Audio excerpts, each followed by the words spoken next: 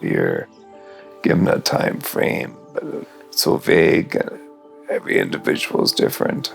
The neurologist that we saw at first said to me, well, at least you're carrying extra weight, so you'll probably last a little longer. And that's the first time we get a compliment for being fat.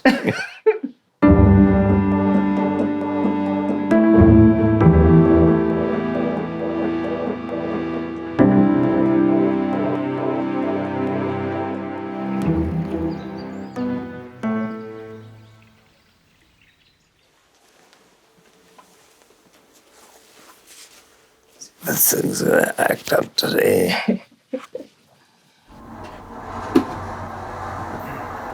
Okay, good? Yep. Okay, I'll be back with the chair. I was having trouble with balance and had a few falls. They did a really in-depth testing of John's legs and feet, and I guess your hands and arms.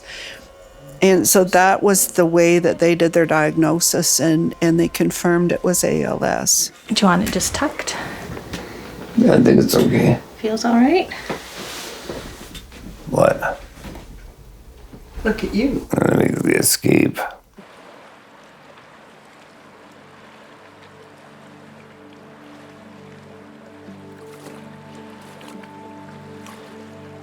When you're getting out and you see other patients, what conditions they're in with respirators and feeding tubes, and in my mind, I can see the door,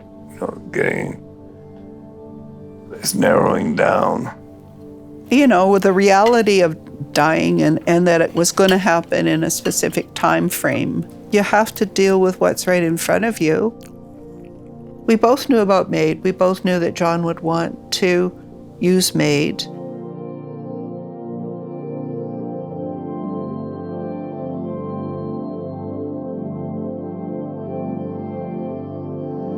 We talked about it after the diagnosis, where my limit was going to be. The thing about MAID is it's so critical that you have a choice. You don't have to wait till the last vestiges of the disease with the suffering takes you finally. You can have a peaceful, dignified death. The acceptance part wasn't that difficult, really, was it? Was hell on wheels for me. Yes, for the kids. It was straightforward for you. Yeah, I was doing anticipatory grieving, and I think you didn't expect that. You didn't expect it to be so upsetting for me. Oh, look at this one. Oh. Back in the day. There you are. Oh, good heavens. Uh-huh. What a handsome lad. Oh, you had to say it. Looks very intelligent. Oh, yeah.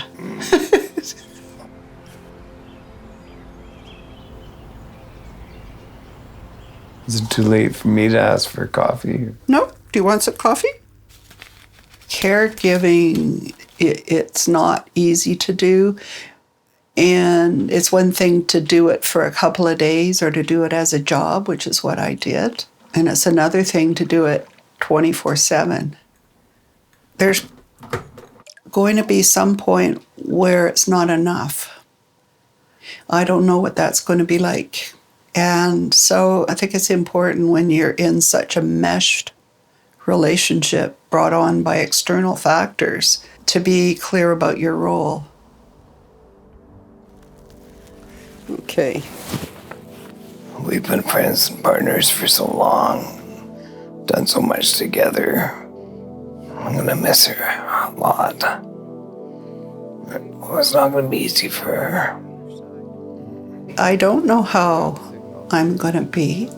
If you think about me and you think about John and you think about us, there's a big overlap. There's the us that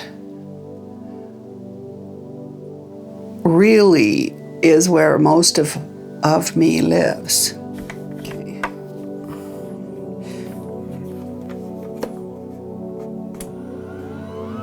that legislation that allows for MAID has opened a door. I do believe it's what will happen more frequently for people in the right circumstances. It won't be for everybody, but I think that people can say, it's time. It's time. Let me go. I think it's really important for people when it gets to a point where life isn't worth living and it's supported by your family and your doctors and your friends. They don't want you to suffer either. I think the main thing is that you have to have the confidence in your decision that that's what you want to do. And I think when you make the decision, it'll be easier. I think it's important to have that opportunity, that vehicle. Made me feel better knowing that I had control over what happens to me. And Lynn and I have talked about a little bit about how we're going to do it. And I think I'd like to keep it just Lynn and I, and just to be together and go to sleep.